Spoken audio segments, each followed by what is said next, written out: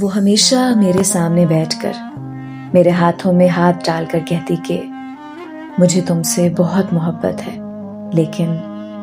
لیکن تم سے بھی زیادہ مجھے اپنے اللہ سے محبت ہے۔ میں مسکرا دیتا، کیونکہ یہ واحد ایسی محبت تھی جس سے مجھے جیلسی نہیں ہوتی، اور میں رشک کرتا۔ اس کا دل چڑیا کی طرح نرم اور نازک تھا۔ ہر رات وہ میرے سینے پر اپنا سر رکھ کر کہتی کہ مجھے حضور صلی اللہ علیہ وآلہ وسلم اور مکہ مدینہ کے واقعات سناؤ۔ میں جب حضور کی قربانیاں، تکالیف اور ہم سے حضور کی محبت کا بتاتا تو وہ رونے لگ جاتی تھی۔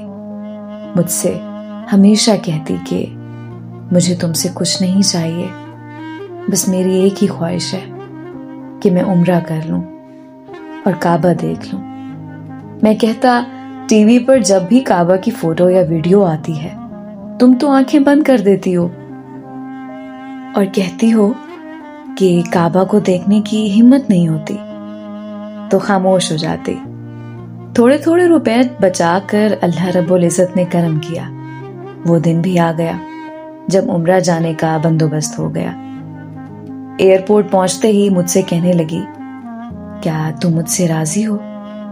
آج پہلی بار اس نے مجھ سے ایسی بات کہی تھی کہ میں حیران رہ گیا۔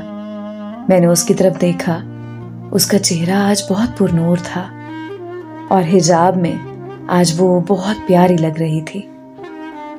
میں آپ سے کہہ رہی ہوں۔ میں چونکا اور کہا، ہاں میں تم سے راضی ہوں۔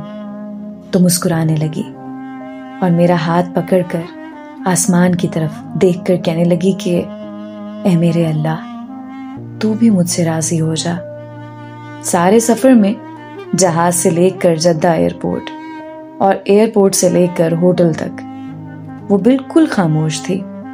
ہوٹل سے مسجد الحرام کی طرف روانہ ہوئے تو باب فہد سے داخل ہوتے ہوئے وہ رک گئی اور ایک بار پھر مجھ سے کہنے لگی کہ آپ مجھ سے راضی ہیں نا؟ یہ اس کا دوسری بار ایسے پوچھنا تھا۔ میں نے اس بار اس کی پیشانی چومی اور کہا، ہاں میں تم سے راضی ہوں اور اللہ بھی تم سے راضی ہو۔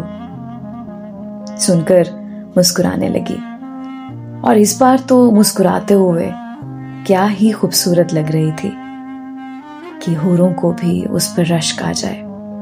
باب فہد سے داخل ہوتے ہوئے حرم کی طرف جانے لگے۔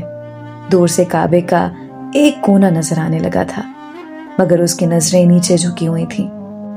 ہم کعبہ کے بالکل سامنے تھے۔ اس کی نظریں اٹھیں، میری طرف دیکھنے لگی، آنکھوں سے آنسو بہہ رہے تھے۔ پھر کعبہ کی طرف دیکھا اور سجدے میں گر گئی۔